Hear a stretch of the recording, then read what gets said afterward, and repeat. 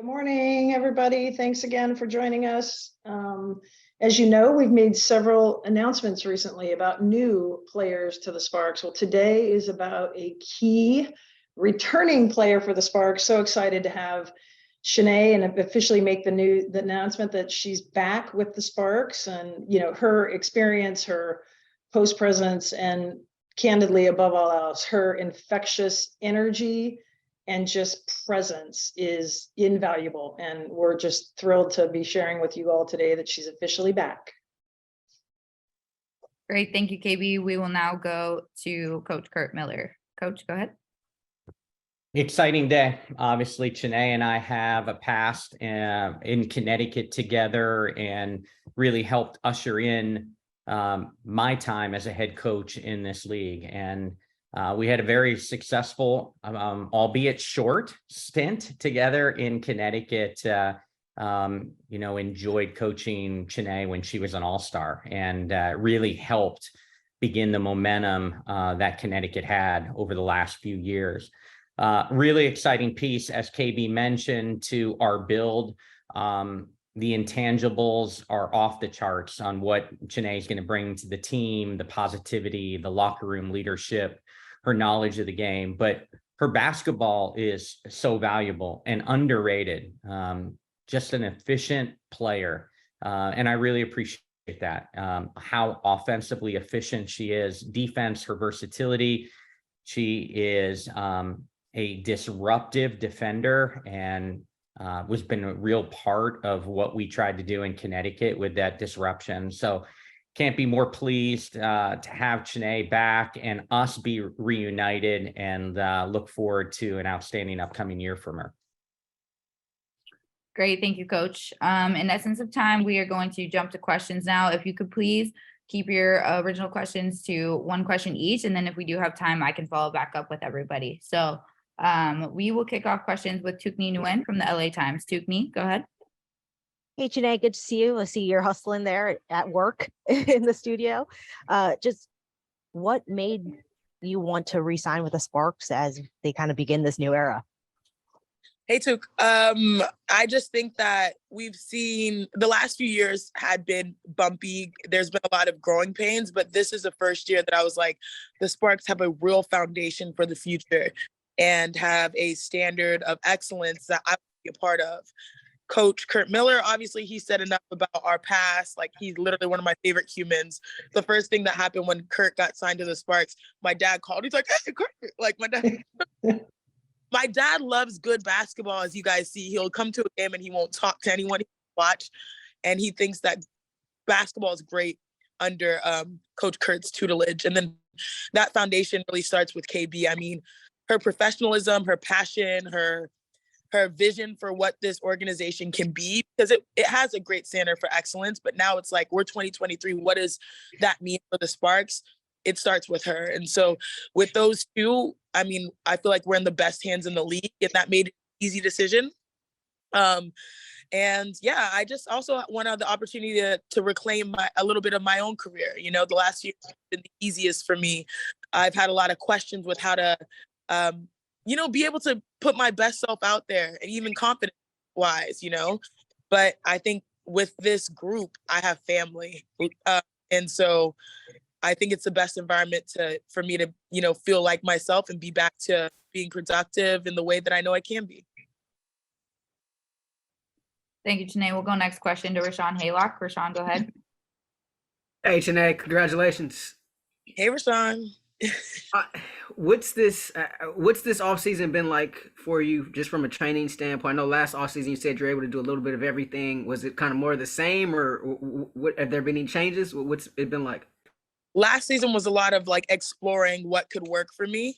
And this season is like, I know what works for me, it's been a lot of getting my body to the point where it's optimal performance. I played 26 out of 36 games, which, even though I know at my exit meeting with KB, I was like, I missed 10 games.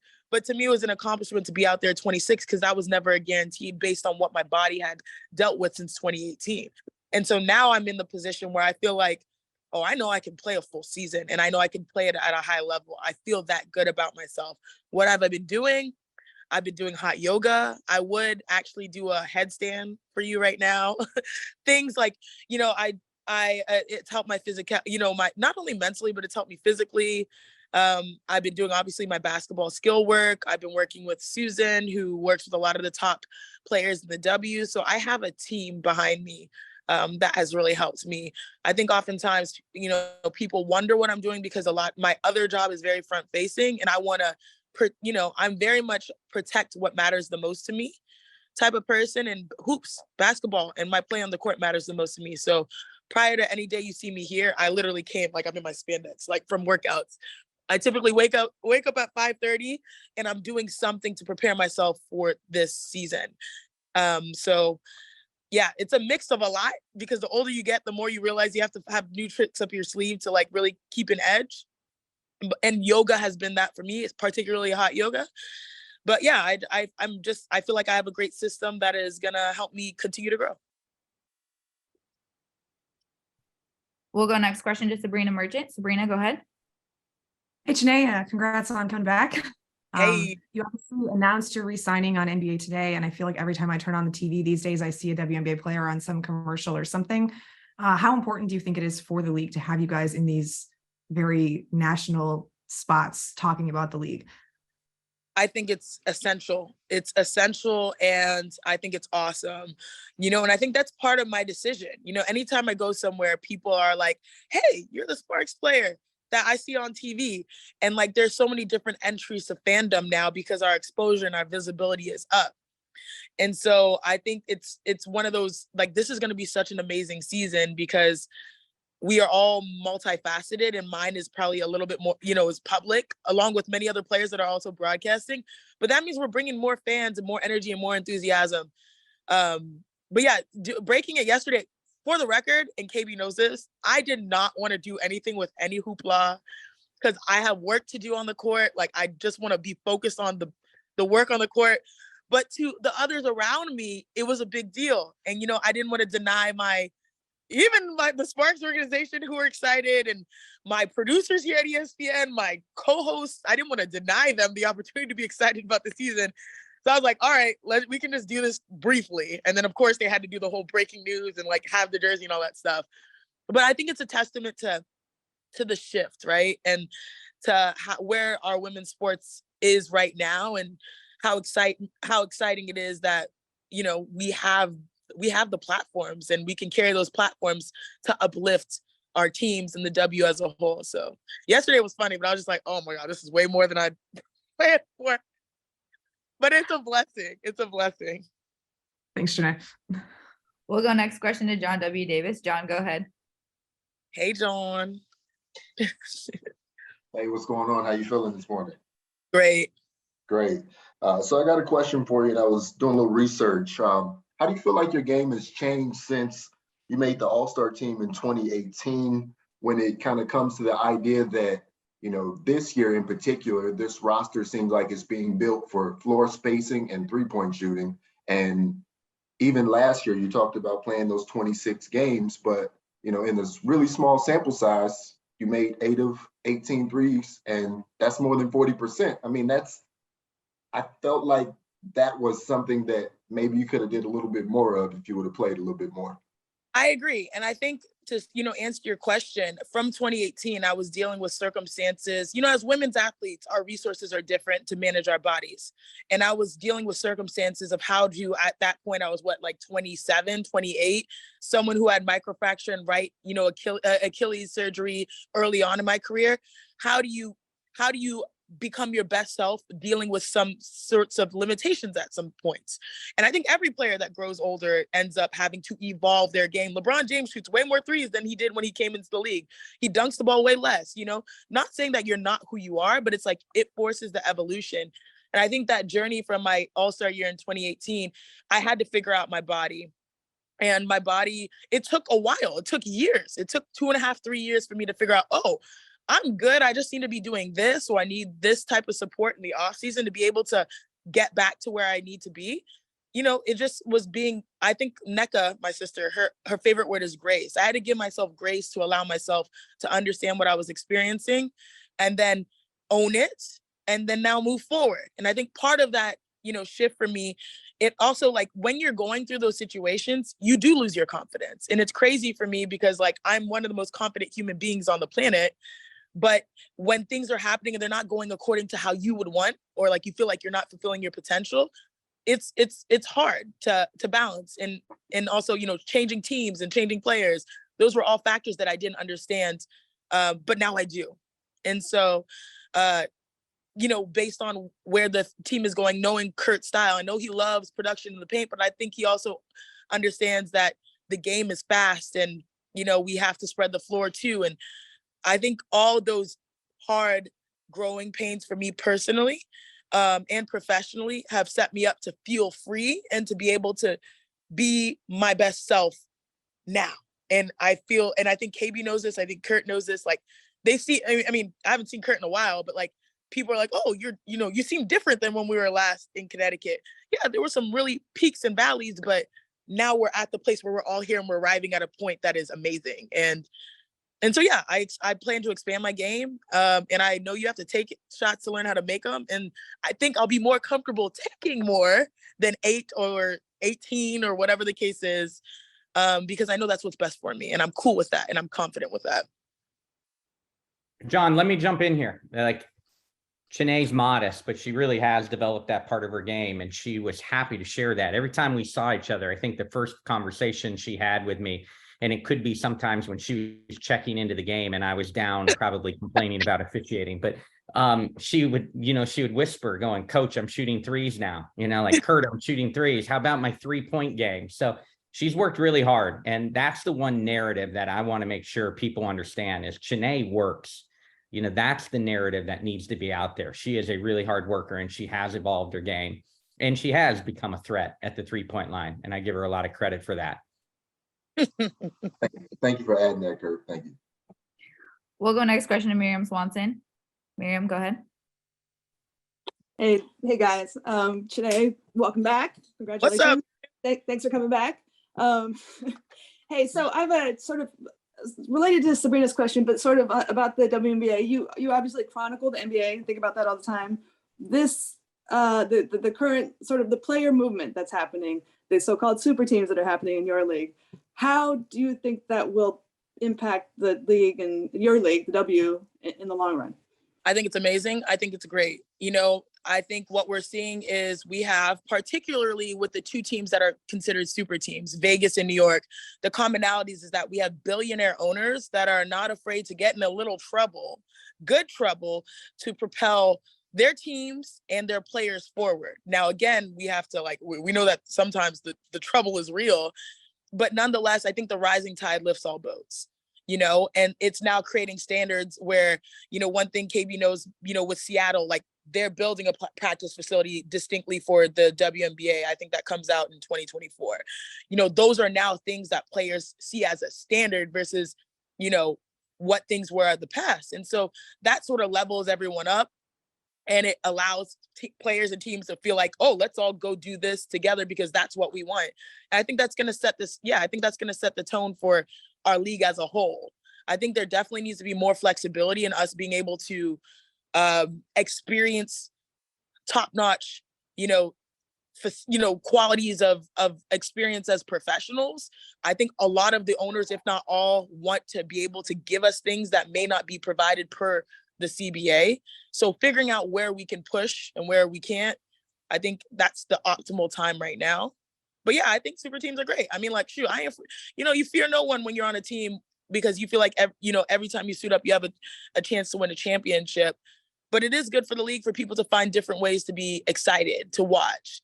And I think it's good to fly under the radar and have a chip on your shoulder. And I think that's what the squad will have. Cool. Thank you. Good to see you again. We'll go next question to Jackie Ray and then Jackie Powell. Jackie Ray, go ahead. Hey, Chiney, good to see you. That smile it speaks to my heart. You seem so excited and you're in good spirits and can obviously see the chemistry already between you and Curt. But last season, when you and I talked about your potential future, you had one statement and it was quick and easy. You go where your sister goes. So what is the conversation you and Nneka had prior to you signing?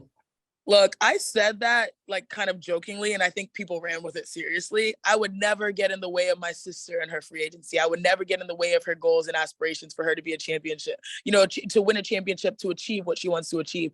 So that means if she needs to go to Timbuktu to play, I would not feel like I have to be a part of that for that to make that happen, So just like, I think it was funny because like once I said, I was like, oh, it's a package deal. That means she can only go X, Y, and Z. I was like, oh Lord, I was joking, y'all. Y'all know we are sisters, but we've also, we have our own individuality.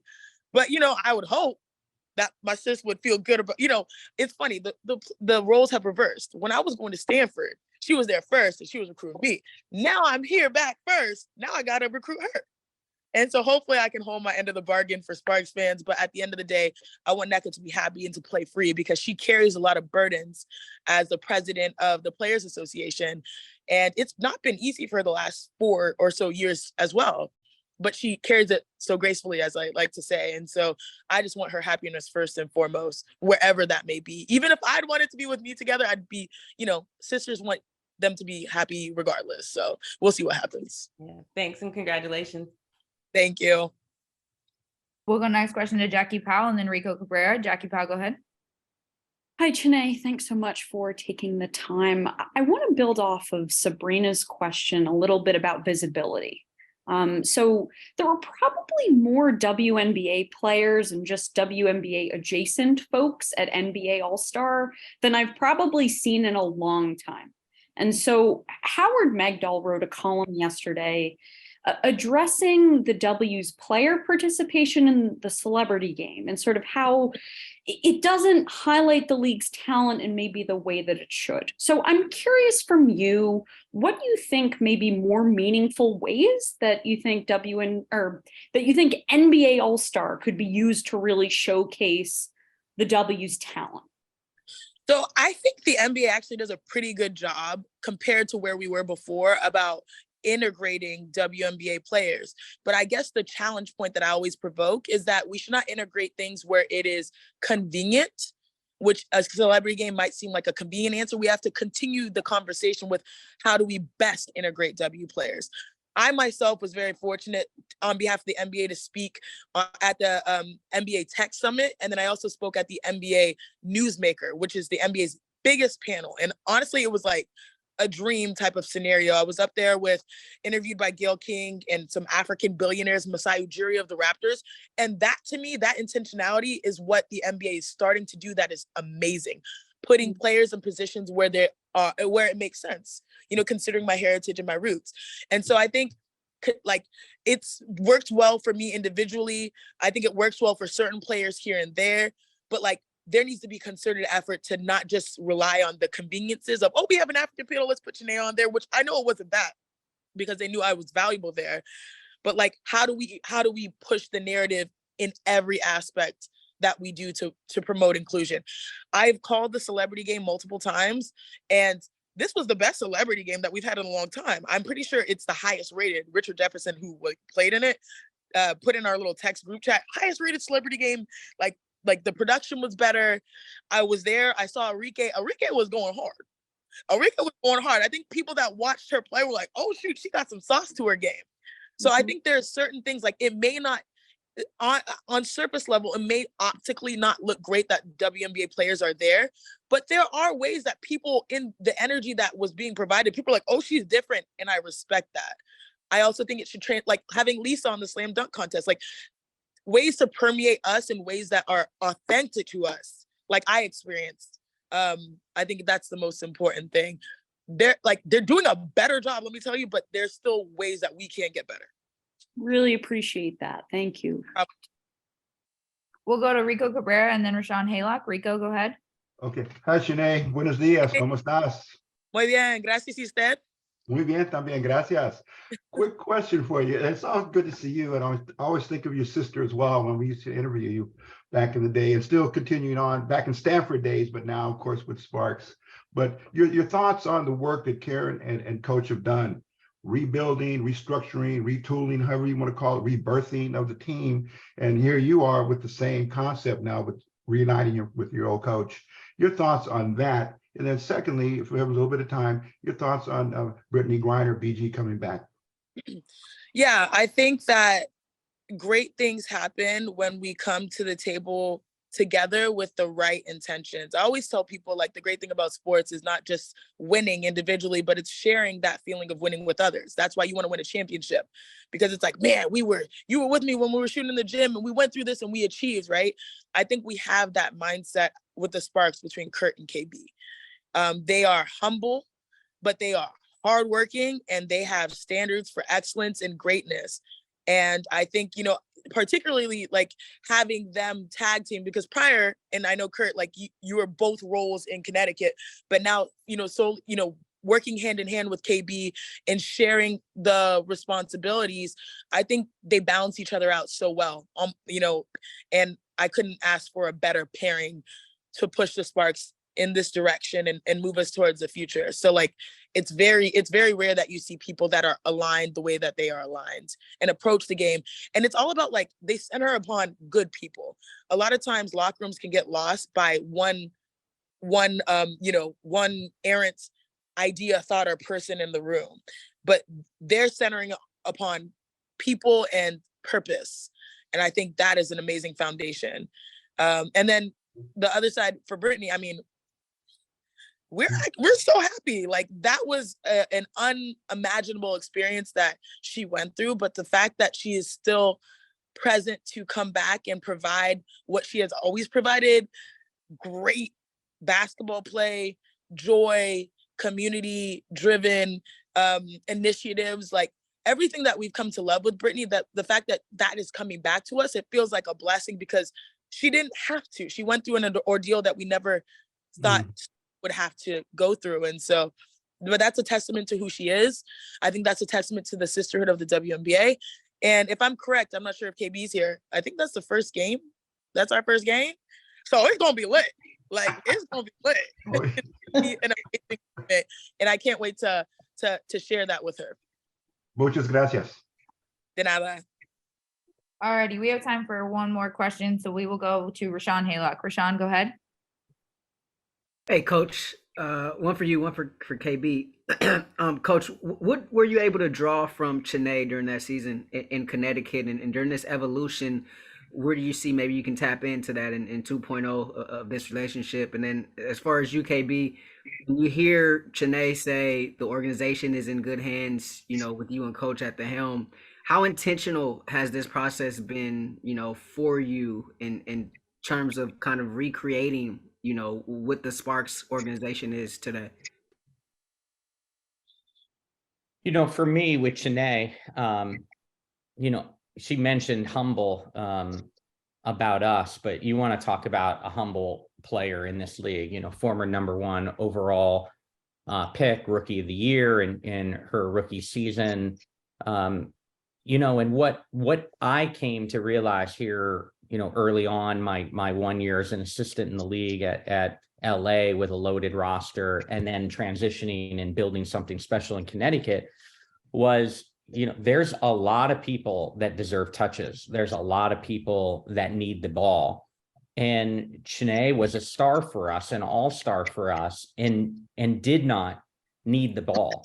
She has the ability to be crazy efficient, and you don't have to get a touch every single time down the floor. And that is so important in our league, because you don't play through one person, you play through multiple people. And she found ways to be successful even when she wasn't getting touches on every single possession. In fact, one of the things I look back, and I wish we could have gotten her at times more touches, because she's so efficient.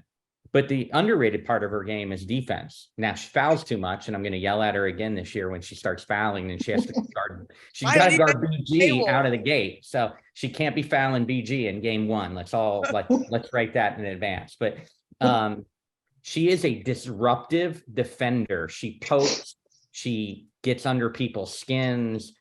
She's super aggressive. And ultimately disruptive is one of our pillars in our defensive scheming and our defensive philosophy. So I just love that Chiney is a two-way player. Doesn't get probably the narrative or the credit that she deserves, that she's a two-way player and she's a really hard worker. So I'm excited that we're reunited. We had success together, and I was also there to really support when her other passion was starting to take off, and was there to be able to be supportive in those early journeys as, you know, she chased another passion of hers. And, you know, I think she realizes how supportive I am of her, not only with the Sparks, but, you know, again, trying to help all these people with other passions on and off the court that they have. She knows that I'm crazy supportive of her other endeavors. And that's why my dad was like so excited. He's a real one. Yeah, let me jump in here, Rashawn. I'll get to your question, but I feel compelled to just sort of say how fun it is to share with you all today the energy and excitement and kind of that Curt and I have been feeling ever since we started kind of sharing thoughts and vision and engage Chiney in our process. You know, she referenced the exit interview last fall and the conversations that we've had, her commitment to her reflection and her own process and kind of learning and growth and recommitment has been really, really exciting and rewarding to watch unfold. So what you're feeling today from her is what we've been feeling over kind of recent weeks and months, is just Chiney is back. She's back physically, she's back emotionally, spiritually. Her energy is infectious. I can't wait to get to training camp and sort of this collection of athletes and just amazing women that we all have the privilege to work with and on behalf of.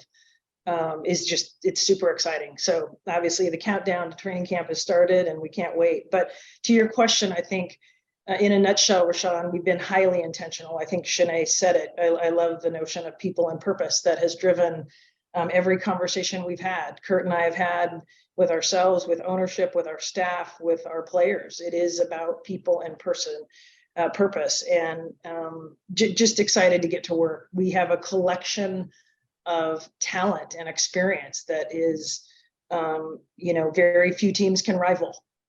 And we're humbled by that, privileged about that, and just all have a deep appreciation for the fact that we're better together.